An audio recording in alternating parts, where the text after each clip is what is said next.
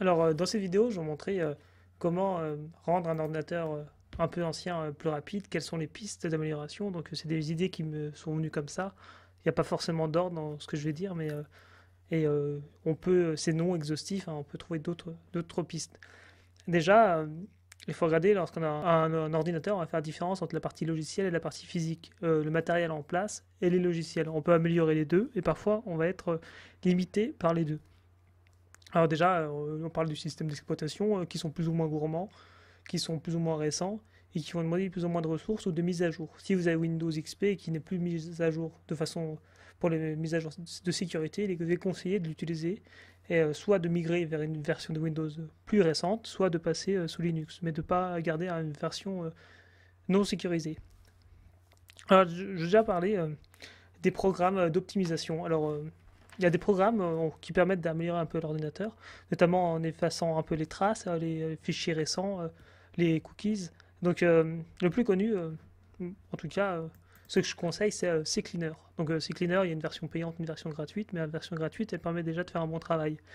Donc, CCleaner, il va analyser votre ordinateur, on peut sélectionner les cases, et par exemple, sélectionner tous les fichiers récents gardés en mémoire, tous les cookies, tous les historiques.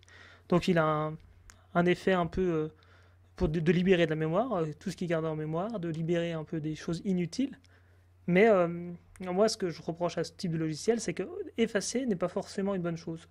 Les fichiers mis en mémoire peuvent parfois permettre d'afficher une page plus rapidement, de garder en mémoire une page, une mise en place de page, de sauvegarder ces fichiers récents. Donc effacer, oui, ça va vous permettre de gagner de la place, de faire parfois avancer l'ordinateur plus vite en effaçant des choses inutiles, mais en contrepartie, c'est pas toujours la meilleure solution. Ça me fait penser à, par exemple, sur les smartphones ou même ici sur les systèmes d'exploitation, de tuer un processus, tuer une tâche. Parfois, ça peut être bien si l'ordinateur est figé, mais parfois, c'est même contre-productif car si vous allez rouvrir le logiciel, il va être beaucoup plus long à ouvrir. Donc voilà. Euh, donc CCleaner, c'est quand même un bon utilitaire qui permet d'effacer beaucoup de choses. Donc on peut sélectionner les cases. Faut pas forcément tout sélectionner parce que ça peut même supprimer votre corbeille où vous avez quelque chose d'utile à l'intérieur et que vous voulez encore regarder. Donc après, il y a quelque chose d'intéressant et on peut passer par CCleaner pour le faire. Ça va être dans les outils, lorsque vous allez démarrer l'ordinateur, c'est qu'est-ce qui va se lancer au démarrage de l'ordinateur. Si on a un ordinateur peu puissant et que vous lancez énormément de programmes, surtout si par exemple, vous lancez le programme d'Apple pour les mises à jour iTunes alors que ça fait 10 ans, 5 ans que vous n'avez pas utilisé iTunes. Ça va se lancer en arrière-plan au démarrage et l'ordinateur va être long. Donc il va mettre 3 4 minutes à démarrer. Donc tout ce qui est peu, pour vous n'est pas utile, vous pouvez le désactiver.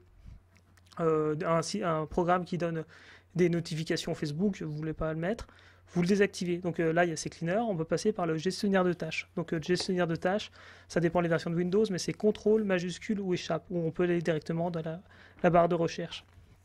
Et ça permet vraiment de supprimer des choses inutiles. Donc l'ordinateur va démarrer plus vite. C'est une piste d'amélioration.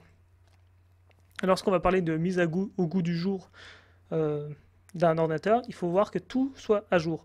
Et le plus important, c'est les mises à jour. Déjà, avoir un antivirus. Alors, est-ce que c'est indispensable? Par défaut, Windows va proposer un antivirus. Ça va être vraiment assez simpliste. Il va faire un peu l'affaire, mais après, il y a deux catégories d'antivirus. Il y a les antivirus payants et les antivirus gratuits. Donc moi, j'ai à peu près tout testé. Et bon, les antivirus payants, normalement, ils sont meilleurs. Pourquoi? Parce qu'on les paye et donc il y a des gens qui vont travailler beaucoup plus derrière à développer des choses un peu plus perfectionnées et qu'ils ont. Plutôt un kit complet, un logiciel payant. Souvent, ils vont inclure un antivirus, un anti-spam, un outil pour regarder les messageries, un pare-feu, alors qu'un antivirus gratuit, on va être limité souvent pour passer à la version payante. Alors, moi, j'ai testé beaucoup de logiciels. En version gratuite, ce que je conseillerais, ce serait soit Avast, car il est simple d'utilisation, il marche à peu près. Il y a aussi Avira, qui est très bon, mais un peu plus austère. Il n'y a peut-être pas forcément les mêmes niveaux de protection. Il fait plus antivirus, il n'a pas forcément un filtre, une protection pour les emails. Ça fait longtemps que je ne l'ai pas utilisé. Pour moi, Avast, Avira, vous prendre AVG, celui qui vous plaît. Et après, en version payante, Moi, j'ai installé sur mon ordinateur à moi, c'est Norton. Norton, bon, il est cher hein, parce qu'il est payant, donc par rapport à un gratuit, il n'y a pas de comparaison. Mais il y a des offres. Vous vous inscrivez à un newsletter, si vous allez recevoir des réductions, donc il y a des possibilités d'avoir des réductions. Il y a aussi un autre avantage de Norton, c'est qu'il peut protéger jusqu'à 5 postes. Donc par exemple, vous payez votre licence 30 euros, mais si vous protégez 5 ordinateurs, toute une famille, c'est quand même relativement correct. Donc après, quand je parlais des antivirus, il faut remarquer que l'antivirus c'est une partie de la protection, mais la meilleure sécurité, c'est la personne. Car la personne, vous pouvez mettre le meilleur antivirus qui existe, que ce soit Norton, que ce soit Bitdefender, Kaspersky, n'importe quel antivirus. Si vous cliquez sur un lien, vous allez sur des sites un peu exotiques, bizarres. euh, Même avec le meilleur antivirus, vous pouvez avoir des problèmes. Vous téléchargez des pièces jointes, des fichiers corrompus. Il faut noter que l'antivirus, c'est pas la meilleure protection. La meilleure protection, c'est la personne derrière. Donc il y a un petit programme qui a complémentaire des antivirus qui est intéressant. Alors de nom, je crois que c'est Adware Cleaner.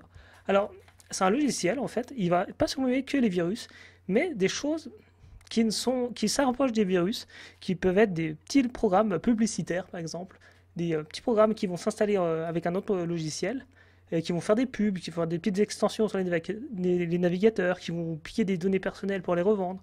Et ce logiciel marche bien, car il va analyser votre ordinateur, il va vous dire quels sont les problèmes, vous allez scanner, et il va vous demander de redémarrer l'ordinateur, il va tout nettoyer. Et je trouve qu'il a bien marché, il trouve des choses que des fois qu'on ne trouve pas. Et tous les petits programmes, pas forcément en virus, qui ont pour but de corrompre votre ordinateur, mais plutôt de vous piquer des données personnelles ou qui sont inutiles, il va les effacer. Donc c'est un programme qui est intéressant, qui est gratuit, et qui est un complémentaire des antivirus qu'on peut faire des fois des analyses. Alors quand on va parler de mise à jour, il y aura plusieurs mises à jour. Déjà, lorsqu'on a Windows, on va regarder un programme, le centre, qui s'appelait soit Microsoft Update, soit centre de mise à jour. Alors, c'est important de mettre ces logiciels à jour.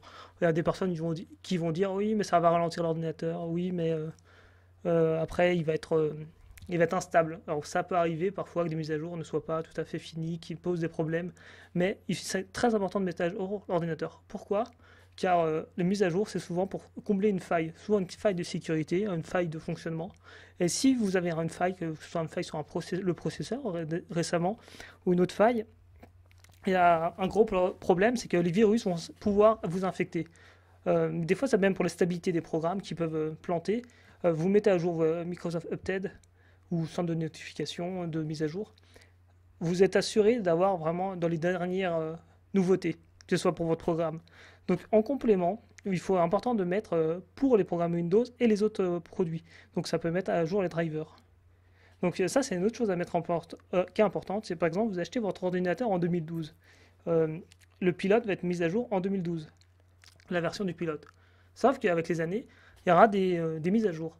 Et il faudra les mettre à jour, car après, vous pouvez par exemple installer quelque chose et ça ne marche pas, ça ne fonctionne pas. Vous allez installer un microphone n'est plus détecté. Donc c'est des mises à jour parfois qui sont importantes.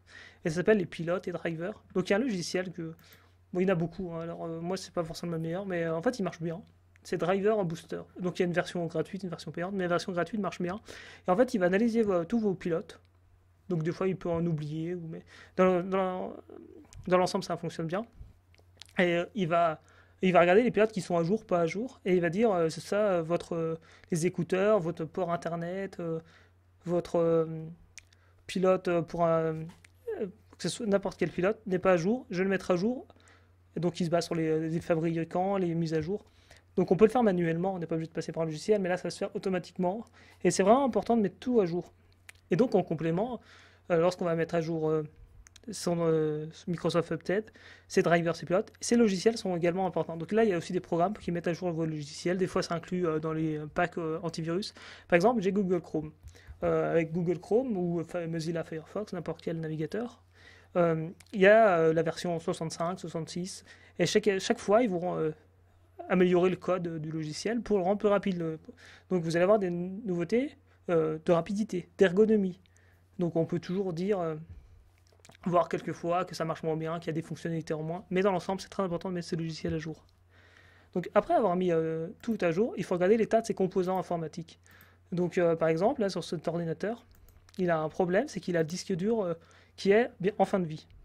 Donc il est important de voir quels sont la configuration de ces outils et pour voir si on peut les remplacer ou les améliorer. Donc sur un ordi fixe, c'est beaucoup plus aisé. On peut démonter. Alors là, j'ai une notification comme quoi le disque dur a un nombre de secteurs réalloués qui est sous un certain seuil. Donc c'est important de changer de disque dur. Donc là, par exemple, on peut mettre à jour ces composants. Donc là, je vais me dire, j'ai un disque dur de 5400 minutes, je peux passer à 7200. Je veux passer un disque SSD pour être plus rapide. Donc c'est important de mettre à jour ces composants. Et donc, par exemple, on peut mettre à jour sur un ordinateur portable ou fixe, pour aller plus vite, sa mémoire vive, sa RAM. Donc moi, je tape sur le site d'un constructeur qui fonctionne bien. Je lance un petit utilitaire où on peut mettre les références de son ordinateur, mais c'est plus simple. Et il vous dit si vous avez la possibilité de mettre plus de RAM. Par exemple, sur cet ordi qui a 4 Go de RAM, il me dit que je peux mettre maximum, que tout l'ensemble de l'ordinateur, que ce soit les cartes mères, tout est fait pour avoir 4 Go de RAM, pas plus.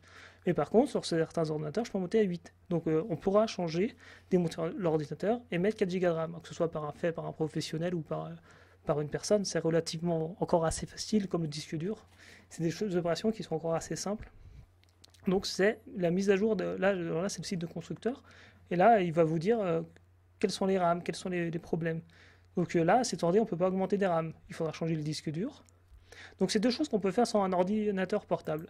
Sur un ordinateur fixe, on peut changer beaucoup plus de choses. Donc après, dans les possibilités de l'ordinateur, on pourra changer des choses, beaucoup de choses. Par exemple, dans les paramètres de système avancé, on pourra configurer différentes choses, par exemple les performances. Configurer Windows pour qu'il laisse de côté un peu les belles apparences et qui reste sur de la belle apparence pour accélérer l'ordinateur. Donc c'est possible. Moi j'ai mis paramètres personnalisés, donc ça sera un peu moins joli, il y aura moins d'effets. Lorsque vous êtes déplacé, on va avoir une case qui va se déplacer, pas la fenêtre en entier. Donc il y a des choses comme celle-ci. On peut modifier par exemple la mémoire virtuelle, c'est-à-dire c'est une sorte de mémoire vive qui va s'insérer sur le disque dur d'une certaine façon. Et lorsqu'on a un ordinateur avec peu de mémoire RAM, on peut créer une mémoire virtuelle. Donc il y a différentes choses pour optimiser son ordi. Donc après, lorsqu'on a tout mis à jour, il est important, lorsqu'on va regarder un ordinateur, s'il rame ou il a un problème, déjà, est-ce qu'il y a un virus? Donc vous prenez votre programme d'antivirus, par exemple, vous avez un antivirus gratuit comme Avast, vous laissez une analyse complète, et avant de lancer l'analyse, il faut bien mettre à jour la base de données de l'antivirus. Alors après, il y a plusieurs analyses, on peut faire une analyse complète, une analyse au démarrage de l'ordinateur. Deux fois je le fais, c'est intéressant. Ça va éteindre l'ordinateur et au moment de lancer le système d'exploitation, ça va scanner tout votre disque. Donc il y a des choses comme ça à faire. Donc pour résumer, les différentes choses qui peuvent être faites, c'est de mettre des programmes pour un peu optimiser, comme c'est Cleaner, même s'il ne faut pas s'attendre à des miracles. Regardez le démarrage de l'ordinateur, alors soit par gestionnaire, alors ça dépend de la version, là c'est Windows 7, alors je ne sais pas si c'est disponible. Après, on peut faire beaucoup de choses, hein, modifier les services, mais si on modifie les services, ça peut retirer des choses utiles. Donc le démarrage de l'ordinateur, on met que des choses importantes au démarrage de l'ordinateur. À mettre un antivirus, mettre des programmes, un navigateur Internet qui soit rapide. Donc moi, je déconseillerais plutôt Internet Explorer, mettre soit Mozilla, Firefox, Google Chrome. Après, ça dépend ses opinions. L'ergonomie du logiciel, mettre toujours des logiciels à jour pour les failles de sécurité, mettre toujours ses pilotes à jour, drivers. Donc il y a d'autres solutions pour faire les drivers, on peut passer par PC, ordinateur, gestionnaire de périphériques, prendre chaque périphérique individuellement et chercher une mise à jour. Chercher une mise à jour en fonction du nom du matériel. Après, il y a des mises à jour physiques, c'est-à-dire possibilité de rajouter des RAM si possible, possibilité de changer le disque dur en cas de fin de vie, comme celui-ci, ou simplement si on veut avoir un démarrage plus rapide, mettre un SSD à la place pour naviguer plus rapidement, et c'est notamment le cas des netbooks. Après, il y a différentes aussi pour les netbooks. Parfois, on vous met Windows Vista, Windows 7, des programmes, des systèmes d'exploitation assez gourmands.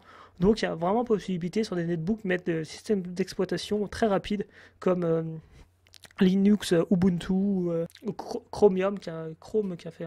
C'était une exploitation basée que sur Internet. Donc voilà quelques pistes d'amélioration de un ordinateur. Donc Crystal Info, c'est pour regarder l'état du disque dur. Après, pour les optimisations, on a CCleaner, Glary, qui est la même chose. Il a même un petit utilitaire pour garder les programmes à jour. Comme navigateur internet, on peut utiliser Firefox, Opera, Google Chrome, voire Edge, je le conseille un peu moins. Driver Booster permet de mettre à jour les pilotes, on peut le faire manuellement. Windows Update ou centre de mise à jour permet de mettre à jour le logiciel. Voilà pour quelques possibilités d'amélioration d'un ordinateur qui rame. Aussi d'utiliser des programmes légers et fonctionnels. Par exemple, VLC Media Player, c'est un logiciel gratuit qui va lire des vidéos de nombreux formats de vidéos, vraiment, et qui est très très léger, qui marche bien. Et voilà, on peut encore faire durer un ordinateur pendant quelques années. Et c'est sûr que si on retire les programmes inutiles également, qu'on retire les virus, qu'on allège son PC et qu'on met à jour sa RAM, et qu'on facilite le démarrage, on peut avoir un ordi qui est beaucoup plus rapide, plus réactif. Donc après, il y a différents logiciels aussi pour regarder des logiciels gratuits payants pour regarder toute la configuration de l'ordinateur. Est-ce qu'on a un système d'exploitation 32 bits ou 64 bits? Avec les 32 bits, on a moins la possibilité d'améliorer la mémoire vive, par exemple, et ça va être bridé. C'est lié au comptage des données. Avec un 64 bits, on pourra mettre par exemple plus de RAM. Donc voilà, pour quelques améliorations pour faire améliorer la vitesse d'un ordinateur. Voilà.